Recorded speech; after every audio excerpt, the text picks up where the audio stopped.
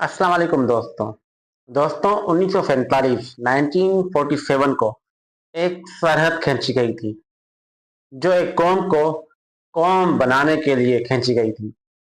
लेकिन जिस कौम के नाम पर ये तकसीमी बंटवारा हुआ, वो कौम खुद कितनी तकसीमों का शिकार और कितने बंटवारों का शिकार हो चुकी है। सबसे पहले हमें सिंधी, पंजाबी, बलोच, कश्मीरी, महाजिर, पख्तून इनमें तकसीम किया गया। फिर इन्हीं तकसीमों के अंदर मजीद तकसीमें हुई, मजीद बंटवारे हुए। फिर कोई रिंद कहलाया तो कोई चाकर, कोई सुमरो तो कोई कलोड़ो, कोई जट, कोई गुज्जर तो कोई बट तो कोई मलिक। यूं शनाख्तें बढ़ती गईं और मान पड़ती गईं। जो कौम जात पात खानदान नस्ल की तकसीम से बच गए, वो फिर एक और तकसीम का हिस्सा बने। वो थी मजहबी मसालिक की तकसीम। कोई हम्बली बना, कोई मालिकी, कोई शाफई तो कोई हनफी। और ये तकसीम भी यहाँ नहीं रुकी। कोई बरेलवी हुआ, कोई देवबंदी हुआ, कोई अहले हदीस बना तो कोई शिया, कोई मुकल्लिद तो कोई गैर मुकल्लिद। और फिर इनके अंदर भी तकसीम दर तकसीम। सवाल यह है कि इस तकसीम दर तकसीम ने हमें क्या दिया है। और हकीकत यह है कि अक्सर बंटवारे हमारे लिए घाटे का सौदा साबित हुए हैं। 1947 में जिस कौम के नाम पर बंटवारा हुआ था, वो कौम अपनी शनाख्त खोती चली गई और मजीद छोटी छोटी शनाख्तों में तकसीम होती गई।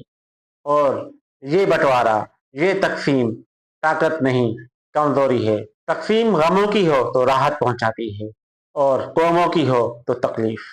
याद रखें, हर तकसीम, हर बंटवारा फायदेमंद नहीं होता। विरासत का बंटवारा हो तो जायदादें तकसीम होती हैं। जज्बात का बंटवारा हो तो इंसान बिखर जाते हैं। मुल्कों का बंटवारा हो तो खानदान टूट जाते हैं, और खानदान टूट जाएं तो नस्लें बिखर जाती हैं। और अगर नस्लें बिखर जाएं, कमजोर पड़ जाएं, तो ताकतवर जालिम बन जाता है। और अगर ताकतवर जालिम बन जाए तो वो सबसे पहले कमजोरों को अपने जूते के नीचे दबा देता है।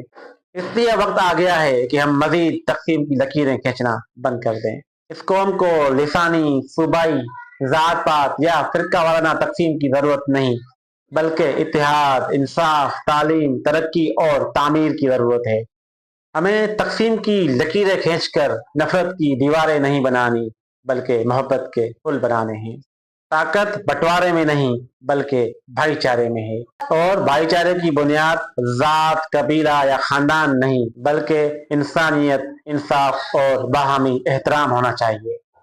अपने लिए, अपने वतन के लिए, अपने आने वाली नस्लों के लिए मुत्तहिद हो जाइए, ताकि कोई ताकतवर जालिम न बन सके, और अगर कोशिश करे तो जुल्म न कर सके, और कोई कमजोर किसी जालिम के जूते के पांव के नीचे दब न सके।